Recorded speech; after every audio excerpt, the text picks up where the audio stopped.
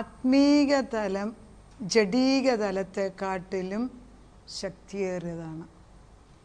The spiritual realm is more powerful than the physical realm.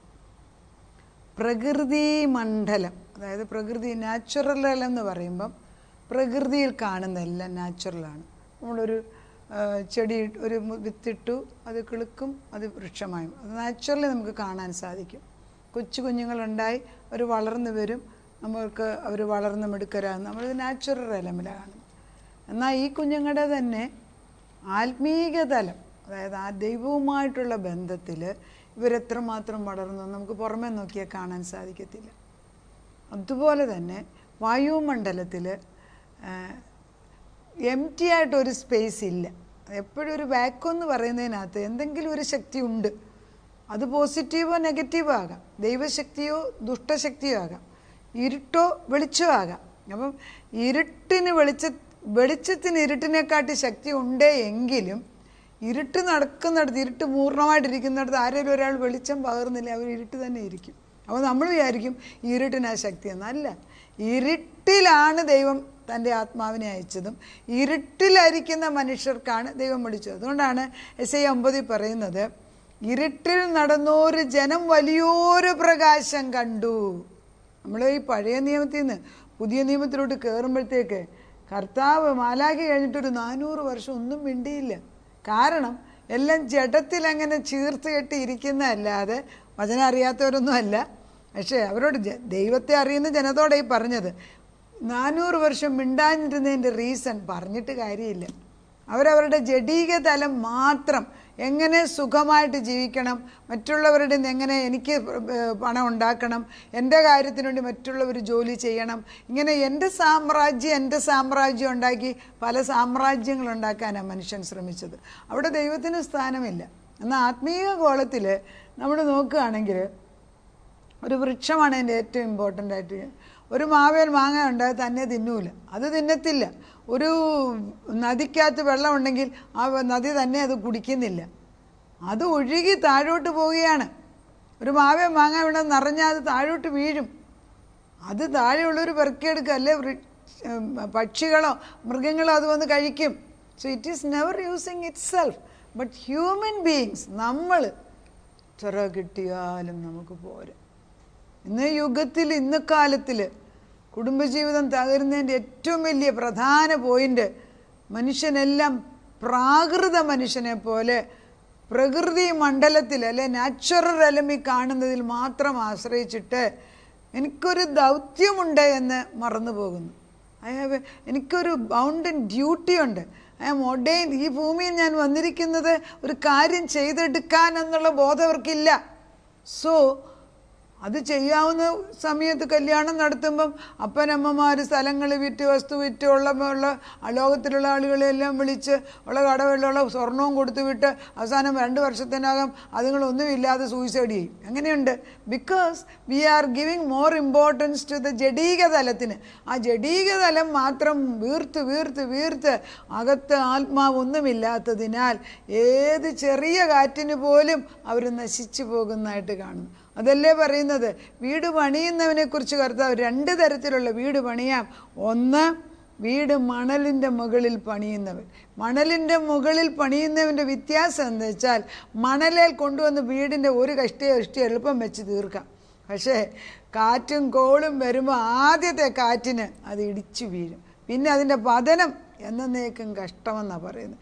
എന്നാൽ പാറയുടെ മേളെ പണിയണമെങ്കിൽ മോളിൽ കയറി ചെല്ലണം, ഈ കല്ലെല്ലാം വെട്ടിയെടുക്കണം, അവിടെ വാരം വെക്കണം, ഇതെല്ലാം ഉണ്ടാക്കിയെടുക്കാൻ സമയമെടുക്കും, ചിലവ് കൂടുതൽ, പ്രയത്നം. പക്ഷെ പാറയുടെ മേളിലാണ് നീ വീട് പണിതത് എങ്കിൽ കാറ്റും കോളും വരും നിശ്ചയം. പക്ഷേ കാറ്റും കോളും വന്നപ്പോൾ അത് ഉറച്ചു നിന്നു. ഇതാണ് ആത്മീക തലത്തെക്കുറിച്ച് ദൈവം പറയുന്നത്. അപ്പോൾ ശിശുക്കളെയും കുടുംബാംഗങ്ങളെയും നമ്മൾ എന്തിനാണ് ദൈവം സൃഷ്ടിച്ചത് എന്ന് വ്യക്തമായിട്ട് നമ്മുടെ അന്തരാത്മാവ് പറഞ്ഞു തരുന്നത് മനസ്സിലാക്കിക്കാൻ പ്രയത്നിക്കണം. ഓരോ കുഞ്ഞുങ്ങളെ ഭൂമിയിലേക്ക് ദൈവം അയക്കുമ്പോഴും അവർക്കൊരു ദൗത്യമുണ്ട്. There is a duty, a protocol ഉണ്ട് അവർക്കൊരു ഫയലുണ്ട് സ്വർഗത്തിൽ. അത് വെച്ചിട്ടാണ് ഇങ്ങോട്ട് പറഞ്ഞു വിട്ടിരിക്കുന്നത്. ഇത് ചെറുതോ വലുതോ എന്നുള്ള ജോലിയല്ല. ഞാൻ ഒരു ബുക്കിനകത്ത് വായിച്ച് ഓർക്കുന്നുണ്ട്, ഒരു വലിയ ലോയർ, അദ്ദേഹം പൈസയുടെ പുറത്ത് പൈസ, വലിയ ഫേമസ് ലോയറാകും. അപ്പോൾ സ്വർഗത്തിൽ നിന്ന് ഇവർ 2 കൂട്ടുകാർ തീരുമാനിച്ചിട്ടാണ് വരുന്നത്. I read in A book, I don't remember the books name. അപ്പം ഈ മനുഷ്യൻ വലിയ ലോയറായിട്ട് പ്രാക്ടീസ് ചെയ്യുമ്പം അയാൾ ദുഷ്ടനായി മാറുകയാണ്. കാരണം പൈസയായ പദവി എല്ലാമായി. അപ്പോൾ ഇവൻ്റെ കൂട്ടുകാരന് സ്വർഗത്തിൽ വെച്ച് പറയുന്ന ദൈവത്തോട്, ഞാൻ പോകാം അവൻ്റെ അടുക്കൽ. അവൻ ഇവിടെ വന്ന് ഇവൻ്റെ ഈ ലോയറിൻ്റെ ഓഫീസിൻ്റെ വാതിക്കൽ ധർമ്മക്കാരനായിട്ട് ഇരിക്കുകയാണ്. ഇവൻ്റെ ജോലി ദിനം പ്രതി അവൻ്റെ ജോലി ധർമ്മം ചെയ്യുക, ധർമ്മം അതായത് ഭിക്ഷയാചിക്കുക. എന്നും ഈ വലിയവനായ ഫ്രണ്ട് അതിൻ്റെ മുമ്പിൽ കൂടി പോകും. പക്ഷെ ഒരിക്കൽ പോലും അവൻ നിരന്തരം അവിടെ നിന്ന് ഈ മനുഷ്യൻ്റെ തിരിച്ചു വരവിന് വേണ്ടി ആഗ്രഹിച്ച് പ്രാർത്ഥിക്കും. അൾട്ടിമേറ്റ്ലി അവർ ഒന്നിച്ച് മനസ്സിലാക്കുന്നതും തിരിച്ചൊന്ന് പോകുന്ന ഒരു ചെറിയ കഥയോ അതോ ഇൻസിഡൻറ്റ് എനിക്കറിഞ്ഞുകൂടാ. I remember. കറക്റ്റ് അല്ലേ? ഒരാൾ ഭിക്ഷക്കാരനായിട്ട് വന്നു, വേറൊരാൾ ധനിയനായിട്ട് വന്നു. ഒഡെയിൻ ചെയ്ത് മേളിൽ നിന്ന് ഭിക്ഷക്കാരനായിട്ട് വിട്ടെങ്കിൽ അവൻ അവൻ്റെ ജോലി പൂർത്തീകരിച്ചിട്ടില്ലേ? വലിയ ലോയറിനെക്കാട്ടിലും വലിയവനായിട്ട് ഇവനല്ലേ സ്വർഗത്തിൽ വിലയുള്ളവൻ. അങ്ങനെയല്ലേ അമ്മയപ്പന്മാർ മക്കൾക്ക് വേണ്ടി അവരുടെ സകല സുഖങ്ങളും വെടിഞ്ഞിട്ട് മക്കളുടെ നന്മയ്ക്ക് വേണ്ടി കഷ്ടപ്പെടുന്നു. ഭാര്യ ഭർത്താക്കന്മാരിൽ അതുപോലെ തന്നെയല്ലേ? അപ്പനും അമ്മയും ഭാര്യയും ഭർത്താവും ജോലി ചെയ്തെന്നിരിക്കും. പലപ്പോഴും ഭർത്താവ് തൻ്റെ സകല സുഖങ്ങളും വെടിഞ്ഞ് ഭാര്യയ്ക്കും മക്കൾക്കും വേണ്ടി കഷ്ടപ്പെടുമ്പം അത് നല്ലതാണെന്നൊരു വാക്കുപോലും പറയാതെ മക്കളെ അപ്പനെ ബഹുമാനിപ്പിക്കാൻ പഠിപ്പിക്കാതിരുന്നെങ്കിൽ കുടുംബം അങ്ങനെ നിലനിൽക്കും. അതുപോലെ തന്നെ അമ്മമാരോടും കരുണ കാണിക്കേണ്ടപ്പോഴും സ്നേഹം കരുണ കാണിക്കാതെ വീട്ടിൽ കലക്കമുണ്ടാക്കിയ കുടുംബം എങ്ങനെ നിലനിൽക്കും? അപ്പം കാണാത്ത ഒരു ദൃശ്യം, കാണാത്തതായൊരു മണ്ഡലത്തിൽ നിൻ്റെ ആത്മാവിനെ രൂപാന്തരപ്പെടുന്ന പരിശുദ്ധാത്മാവ് നിന്നിൽ പ്രവർത്തിക്കുന്നില്ല എങ്കിൽ നീ സ്വാർത്ഥനായി മാറും. എല്ലാം എൻ്റെ സുഖം, എൻ്റെ സുഖം. അതോ ഇങ്ങനെയുള്ളവർ എത്ര കൊടുത്താലും ദേ ആർ നോട്ട് സാറ്റിസ്ഫൈഡ്. എത്ര കൊടുത്താലും ചിലപ്പോൾ അങ്ങ് സങ്കടം വരും. കർത്താവ് കരയുന്ന എനിക്ക് തോന്നിക്കും. ചിലപ്പോൾ എന്നോടും ചോദിക്കും, എന്തായാലും ഞാൻ ചെയ്യേണ്ടിയെന്ന്. കർത്താവ് തരാഞ്ഞിട്ടൊന്നുമല്ല, നിൻ്റെ മുമ്പിൽ എല്ലാം അനുഗ്രഹമുണ്ട്. പക്ഷെ നീ അനുഭവിക്കാത്ത നിൻ്റെ ഹൃദയം ദൈവത്തോട് അടുക്കാത്ത, അത് പറഞ്ഞവർക്ക് പിടിക്കുമോ? ഇല്ല. കർത്താവ് പറയുന്നത് ഇപ്പം ഈ പൗലോസിനെയൊക്കെ നോക്കുമ്പോഴേ ഈ എക്സാമ്പിൾ എടുക്കണം. പൗലോസ് കാണുന്നത് താൽക്കാലികം, കാണാത്ത നിശ്ചയം എന്ന് വചനം പറയുന്നു. കാണുന്നത് താൽക്കാലികം. പൗലോസ് കാണുന്ന ലോകത്തിൽ വലിയ ഗമേലിയൻ്റെ കൂടെ പഠിച്ച് വലിയ നിയമം പഠിച്ച് പിന്നെ ഫാരിസിയെക്കാട്ടിലും വലിയ ഫാരിസിയായിട്ടിരുന്നവൻ അവിടുത്തെ റിലീജിയസ് പ്രമാണികളിൽ നിന്ന് പിന്നെ ഓർഡറും വാങ്ങിച്ച് എക്സിക്യൂട്ട് ചെയ്യാൻ പോവുകയാണ്. എന്ത്? വിശ്വാസികളായി നേർവഴിക്ക് നടക്കുന്ന ക്രിസ്ത്യാനികളെ പിടിച്ചുകൊണ്ടുപോയി കൊല്ലാനും. പൗലോസ് വിചാരിക്കുന്നത് ഞാൻ വലിയ കാര്യം ചെയ്യാണ്, എന്നെ കൂടാതെ ഈ ലോകത്തിലൊന്നും ഞാൻ ദൈവത്തിന് വേണ്ടി പ്രവർത്തിക്കുകയാണെന്നൊക്കെ വിചാരിച്ച് ലോകപരമായ ബുദ്ധി ജ്ഞാനവും വചനം തന്നെയാണ് പഠിച്ച അദ്ദേഹവും ഒക്കെ വലിയ ജ്ഞാനമായിട്ടിരുന്നിട്ട് പോവുകയാണ്. ദൈവത്തിനെതിരായിട്ട് നേർവഴി നടക്കുന്ന വിശ്വാസി, അതായത് ക്രിസ്തുവിൻ്റെ അനുയായികളെ കൊല്ലാൻ പോകുന്നു. എന്താണ്? ജഡീകമായ പ്രാകൃത മണ്ഡലത്തിൽ ഞാൻ വലുതനാണെന്നും പറഞ്ഞ്, പ്രകൃതി മണ്ഡലത്തിൽ നാച്ചുറൽ റലമിൽ ഞാൻ വലിയ ആളാണെന്നും പറഞ്ഞ് പോയിട്ട് എന്ത് സംഭവിച്ചു? ദമാസ്കസിലേക്ക് പോകുന്ന വഴിയിൽ വെച്ച് ദൈവം തമ്പുരാൻ, പുത്രൻ തമ്പുരാൻ ഇടപെടുകയാണ്. സൂര്യനെക്കാട്ടിലും വെല്ലുന്ന പ്രകാശം ശൗലിൻ്റെ മേൽ വന്ന് പതിക്കുകയാണ്. കുതിരയുടെ പുറത്തുനിന്ന് താഴെ വീഴുന്നു. താഴെ വീണ നിമിഷത്തിൽ എൻ്റെ കണ്ണടയാണ്, അന്ധമായി പോകുന്നു. പൗലോസ് ചോദിക്കുന്നു, ആര്? ദൈവം യേശുക്രിസ്തു പറയുന്നു, നീ മുള്ളിനോട് ഉதைക്കുന്നത് എന്ത്? എങ്ങനെ? ഒന്നും പറയണ്ടല്ലോ, മനസ്സിലായി അപ്പോൾ യേശുവാണെന്ന്. അവൻ അന്ധനായിട്ട് അവൻ തിരിച്ചു പോവുകയാണ്. കൂടെയുള്ളവരെല്ലാം നേരെ ഇട്ടേച്ചു പോയല്ലോ.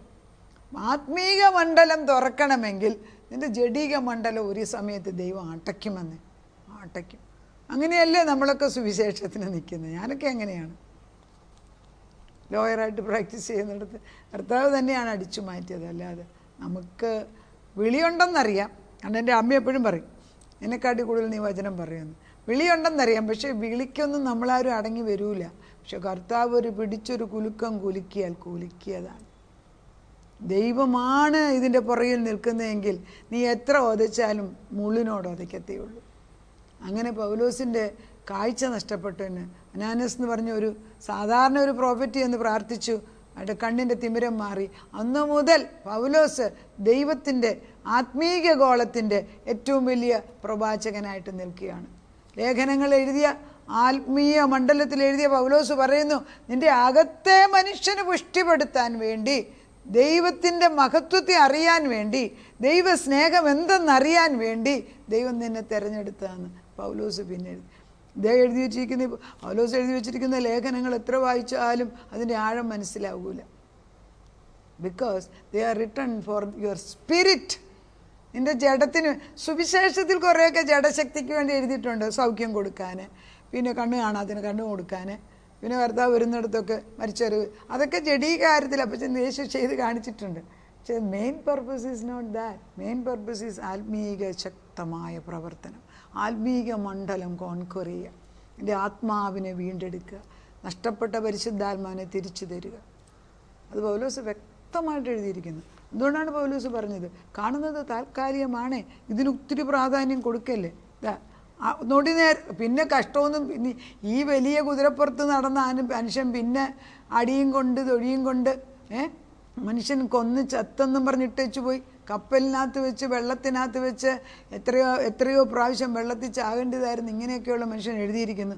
നൊടി നേരത്തേക്കുള്ള ഞങ്ങളുടെ ലഘുവായ കഷ്ടം. 2 കൊരിന്ത്യർ 4:17 ഞാനിപ്പോൾ വായിക്കുന്നത്. നൊടി നേരത്തേക്കുള്ള ഞങ്ങളുടെ ലഘുവായ കഷ്ടം അത്യന്തം അനവധിയായി തേജസ്സിൻ്റെ നിത്യഘനം ഞങ്ങൾക്ക് കിട്ടുവാൻ ഹേതുവാണ്. തേജസ്സിൻ്റെ നിത്യഘനം തരിക. കാണുന്നതിനെ അല്ല, കാണാത്തതിനെ എത്രയും ഞങ്ങൾ നോക്കിക്കൊണ്ടിരിക്കുന്നത്. കാണുന്നത് താൽക്കാലികം, കാണാത്തതോ നിശ്ചയം.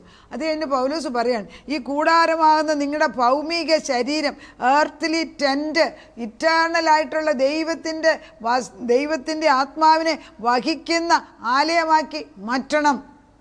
അതിനാണ് പറയുന്നത്, പുതു മനുഷ്യനെ നീ ധരിക്കണം. ഇന്ന് ദൈവം ആരെ അടിച്ചേൽപ്പിക്കൂല. ഞാനിപ്പോൾ പറയുന്നത് തന്നെ 10 പേര് കേട്ടാൽ അതിൽ ഒരാളെങ്കിലും ഇത് മനസ്സിലാക്കിയാൽ ഇറ്റ് ഈസ് വർത്ത് ഇറ്റ്.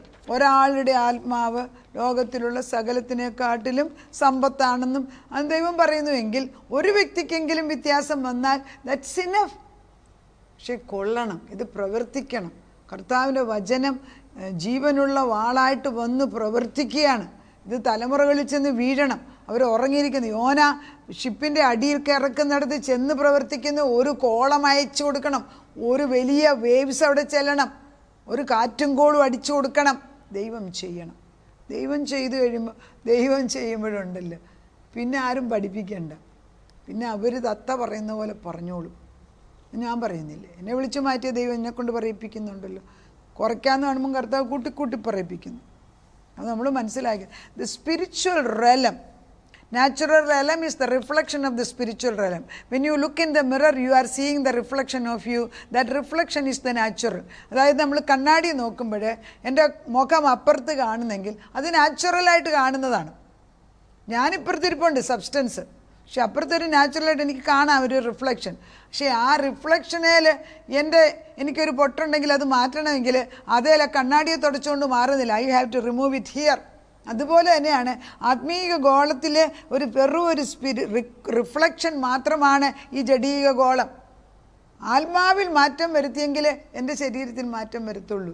രോഗത്തിൻ്റെ മെയിൻ റീസൺ പാപമാണ്, ജീവിതശൈലി, പാപം. ദൈവം നിയോഗിച്ച നിയമത്തിൽ നമ്മൾ മാറി ജീവിക്കുക, നമുക്ക് ഇഷ്ടം പോലെ ചെയ്യും. അപ്പോൾ പാപത്തിൻ്റെ സ്ട്രെസ്സ് വരും. രോഗം വരുന്ന പാപം കൊണ്ട്, സ്ട്രെസ്സ് കൊണ്ട്. അപ്പോൾ spiritual realm controls everything that happens in the natural. The spiritual realm comes before the natural. In the beginning was God, Elohim. ദൈവം സ്പിരിറ്റാണ്, ദൈവം ആത്മാവാണ്. അപ്പം ഫിസിക്കൽ ഉണ്ടാകുന്നതിന് മുമ്പ് ദൈവം ഉണ്ടായിരുന്നു. അപ്പോൾ നമുക്കൊരു കുഞ്ഞുണ്ടാകുന്നു. അപ്പോൾ എനിക്ക് 2 പിള്ളേരുണ്ട്. അവരുണ്ടാകുന്നുള്ള ദൈവം അവരുണ്ടാകുന്നതിന് മുമ്പേ കണ്ടില്ലേ? അതുകൊണ്ടല്ലേ ഉണ്ടായത്. എൻ്റെ ഹസ്ബൻഡ് ആരായിരിക്കും ദൈവം കണ്ടില്ലേ? So in spirit, God sees everything before it manifests in the physical. ഇതിപ്പോൾ നട്ഷൽ എന്താണ്? അപ്പോൾ Jesus came to earth to give the spirit. ആത്മാവ് തരാനാണ് കർത്താവ് വന്നത്, ഈ ജഡത്തെ പുഷ്ടിപ്പെടുത്താനല്ല. When we accept Jesus Christ inside, we become a living being. അപ്പോഴാണ് ക്രിസ്തുവിനെ സ്വീകരിക്കും നമ്മൾ ജീവനുള്ള വ്യക്തി. അതുകൊണ്ടാണ് അപ്പോസ്തല പ്രവൃത്തി 17:22 പറഞ്ഞത്, അവനിൽ നാം ചരിക്കുകയും ഇരിക്കുകയും ജീവിക്കുകയും ചെയ്യുന്നു. അവനിൽ. അപ്പം നമ്മൾ കാണേണ്ടത് കർത്താവ് പറയുന്ന I am in the father. അതിപ്പോൾ ഒരു ബോക്സ് ആണെങ്കിൽ യേശു അകത്തെ ബോക്സിൽ, വലിയ ബോക്സ് പിതാവാം ദൈവം, അവിടെ നമ്മൾ ഈ യേശുവിനെ നമ്മൾ ഈ യേശുവിനകത്താകുമ്പം, യേശുവിനകത്തൊരു ചെറിയ ബോക്സ് പോലെ നമ്മൾ കയറിയെങ്കിൽ, എൻ്റെ പുറത്ത് യേശുവാകുന്ന ബോക്സ് ഉണ്ട്, പിന്നെ പിതാവാകുന്ന ബോക്സ് ഉണ്ട്, പിന്നെ പൂർണ്ണമായ പരിശുദ്ധ, പിന്നെ ആരെങ്കിലും എന്നെ തൊടുവോ? So we have to remember to hide inside the living God. ക്രിസ്തുവിൽ ഒളിഞ്ഞിരിക്കണം. പിന്നെ നമുക്ക് അതിരില്ല, പിന്നെ ആരും നമ്മളെ തൊടാൻ അനുവദിക്കത്തില്ല. പക്ഷെ ആ continuous abiding in him is what God wants. Can you see how safe we are? അപ്പോൾ കർത്താവ് പറഞ്ഞു, ഞാൻ പോവുകയാണ്. ഞാൻ പോകുന്നുണ്ട്. എല്ലാവർക്കും ദുഃഖമായി, കാരണം ശിഷ്യന്മാർക്കൊക്കെ അങ്ങ് സങ്കടം. അപ്പോൾ കർത്താവ് പറഞ്ഞു, എന്തുവാണ്, ഞാൻ പോകുന്നത് നല്ലതാണ്, ഞാൻ പോയാലോ എൻ്റെ ആത്മാവിനെ നിൽക്കും. അപ്പം നമ്മൾ ഇപ്പം കർത്താവ് നമുക്ക് പരിശുദ്ധാത്മാവിനെ തന്നിരിക്കുക. അപ്പോൾ എന്നിൽ ആരൊക്കെയുണ്ട്? യേശുക്രിസ്തു, പരിശുദ്ധാത്മാവ്, പിതാവാം ദൈവം. അതുകൊണ്ട് തൃത്വം എന്നിൽ വസിക്കുമ്പോൾ എനിക്ക് വ്യത്യാസമുണ്ട്. മറ്റുള്ളവരെ കാണിക്കാനല്ലിത്, നമുക്കറിയണം ഞാൻ ആരെന്ന്. ആ അവെയർനെസ്. ഇത് വചനം പറഞ്ഞുകൊണ്ടിരുന്നില്ല, നമ്മളൊക്കെ മാറിപ്പോകും എന്നോ. കാരണം ബൊമ്പാഡിങ് വിത്ത് നെഗറ്റീവ് തോട്ട്സാണ് പിശാച്. ഇനി ഒന്നിനും കൊള്ളത്തില്ല, നീ അതാണ്, നീ അത് ചെയ്തോ ശരിയല്ല. ഇന്ന് നമ്മൾ ശ്രദ്ധിച്ച് നോക്കുകയാണ്, നമ്മളെവിടെയെങ്കിലും ഒരു മീറ്റിങ്ങിനൊക്കെ പോകുമ്പോൾ ആത്മാവുള്ളവർക്ക്, നമ്മുടെ വലത്തുഭാഗത്ത് ഒരാളിരിക്കുന്നു, അവർക്ക് എപ്പോഴും നിരാശയുള്ളവർ. ആ നിരാശ നമുക്ക് തോന്നിക്കും ഉടനെ. ഇപ്പുറത്തിരിക്കുന്ന സന്തോഷം, കുറച്ച് കഴിയുമ്പോൾ അയാളുടെ സന്തോഷം നമുക്കറിയാൻ ഒക്കും. Because it's transferable. സന്തോഷം ജീവൻ പകരുന്നവരായി മാറും. ഇത് നാച്ചുറലിനെക്കാട്ടിലും ഫിസിക്കൽ റലമിനെക്കാട്ടിലും ശക്തമേറിയാണ് ആത്മീക ശക്തി. ആത്മീക ഗോളമാണ് ജഡീയ ഗോളത്തെ നിയന്ത്രിക്കുന്നത്. അത് മനസ്സിലാക്കിയ ഈ ഒത്തിരി ഓട്ടമൊക്കെ നമ്മുടെ അങ്ങ് നിർത്തും. പ്രാർത്ഥിക്കും. ആത്മാവിൽ ജീവനുള്ളവരായ കർത്താവ്. ആത്മാവിൻ്റെ ജീവൻ എന്ന് പറയുന്നത് വേറെ അകത്തൊരു മനുഷ്യനെ സൃഷ്ടിച്ചു വെച്ച് വെറും ഒരു പാത്രം അല്ലെങ്കിൽ ഒരു ഉടുപ്പ് മാത്രമാണ് നമ്മൾ. പക്ഷെ ഇതെങ്ങനെ പറഞ്ഞു പിടിപ്പിക്കണമെന്നും ഇതെങ്ങനെ മനസ്സിലാക്കണമെന്നും മനസ്സിലാക്കിക്കണമെന്നും പരിശുദ്ധാത്മാവില്ലാതെ വരത്തില്ല. പക്ഷെ പരിശുദ്ധാത്മാവ് ഉള്ളവർക്ക് മനസ്സിലാവും. ക്ലിയറായിട്ട് ആർട്ടിക്കുലേറ്റ് ചെയ്ത് പറയാനുള്ള കൃപ പോലും ദൈവമാ തരുന്നു. അതുകൊണ്ട് ഞാൻ ക്രിസ്തുവിൽ മറിഞ്ഞിരിക്കുന്നു, ക്രിസ്തു പിതാവിൽ മറിഞ്ഞിരിക്കുന്നു. ക്രിസ്തു പറഞ്ഞു, ഞാൻ നിങ്ങളെ ഒരിക്കലും അനാഥരായിട്ട് വിടത്തില്ല. ഞാൻ പോകുന്നത് നല്ലത്. ഞാൻ പോയാലോ പരിശുദ്ധാത്മാവിനയക്കും. പരിശുദ്ധാത്മാവ് ഇപ്പോൾ വന്നു കഴിഞ്ഞു. ആ പരിശുദ്ധാത്മാവ് സർവ്വവ്യാപിയാണ്. എവിടെ ചെന്നാലും പരിശുദ്ധാത്മാവ് എന്നെ കാണും. ഞാൻ ആരോട് മിണ്ടണം, എന്ത് ചെയ്യണം, പരിശുദ്ധാത്മാവ്.